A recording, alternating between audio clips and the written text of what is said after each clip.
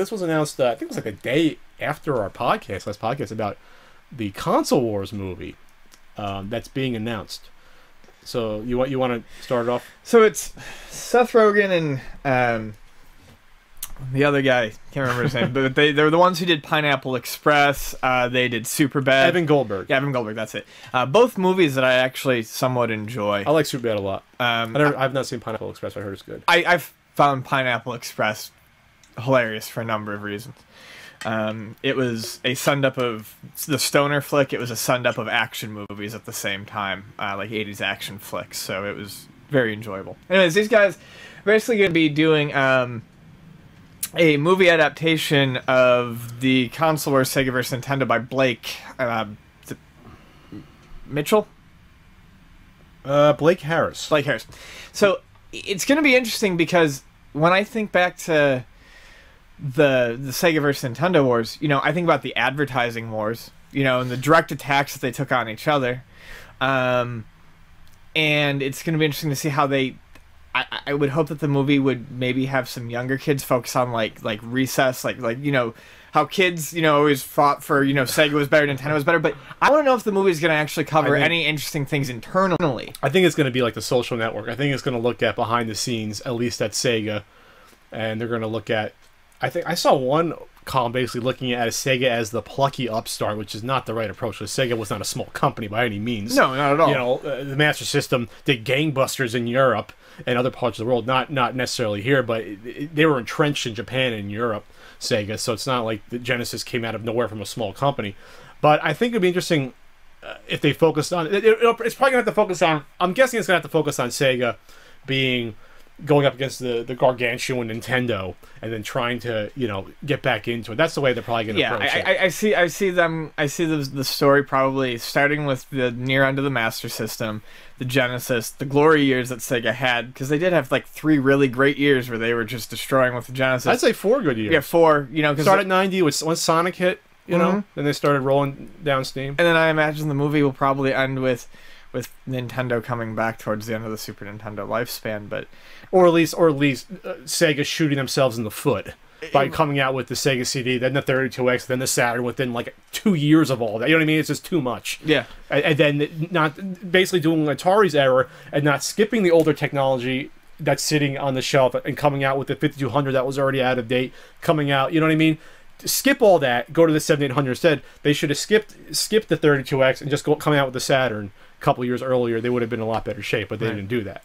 You know. So I want to address, because I didn't get a real chance to look at any of like the user questions or the viewer questions today, but there was one that I saw, and it was. Are we done with this topic already? No. Okay. No, it pertains to this. They wanted to know what we thought this might have to do with collecting, and it's an interesting thing to think about, because this movie is getting made because they see the market for interest in retro video games. So I think it's a signifier that the hobby has really come into its own, is almost something that can be viewed as maybe not mainstream, but slightly more mainstream than we maybe think.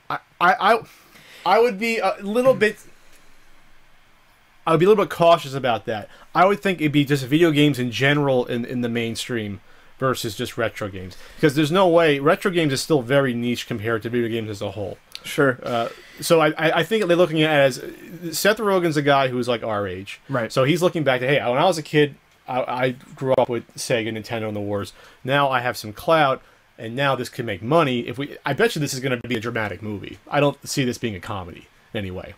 It's probably going to be something more, I think. Yeah. It's not going to be kids on a playground arguing and then throwing stuff at each other. I'm not saying that's what... I mean, I would hope to see something like that because we all experienced it. But just like a nod to that. I don't think it's going to be if it's based on this book coming out, Console Wars, Sega, Nintendo, and the Battle of the Final Generation, I don't see it being a comedy. I just don't. I don't see that team doing a movie devoid of comedy. No, but I don't see it being like a PG-13, Will Ferrell, tentpole picture. Sure. Yeah, no, I mean, I don't see it as being that either, which is another reason why I'm interested in it, because I want to see what these guys do to it. I want to see... I'll read the book, because I want to see how they treat the source material. I also think it's interesting just because it will be the first time in a while where Sega, as a company that produced systems, will be something that's brought into... the picture again. Sure. And as as a person who works at Luna Video Games, and we've talked about this stuff on the podcast before, I'm interested in seeing if this at all bumps the popularity of Sega consoles. I think it's going to be slight, but I think I'm going to see. I think we'll see some of that. Depends how it's depicted. Obviously, it's going to be positive in a way because they got a good chunk of the market share back in the early to mid '90s. I'm just saying, like 12, 13, 14-year-olds who come in and they buy the Nintendo stuff because they're constantly reminded of Nintendo as a company might go see this movie and be more interested to check out something Sega related. I don't know. I mean, it's a long ways off, and we're talking an awful lot about a movie that has like zero concrete information out there about it. I just think, and the book's not even out. But the book must be good enough that they already have the rights to the movie. Yeah, you know what I mean. They did that with the Lincoln movie. It was based on Team of Rivals. Right. Spielberg got the rights even before the book was published. Yeah. You know, to that, just to make sure that I'm going to do this. It's, you know what I mean. So. I guess I'm just interested. I'm excited that a movie like this can get made. We'll see. If it actually comes, it's no guarantee it's gonna be made. No, right. This happens all the time. You buy rights to books, and 90% of screenplays that are bought, the rights were never made. That's just how it works. But if you have Seth Rogen attached to it, they get it produced. Maybe he'll have a part in it. I just see it as, like all these younger guys in Sega of America, and they're trying to market it, and they're doing all these wacky things to get it done, like the infamous commercials that they tried, and going after Nintendo directly. And seeing those shenanigans.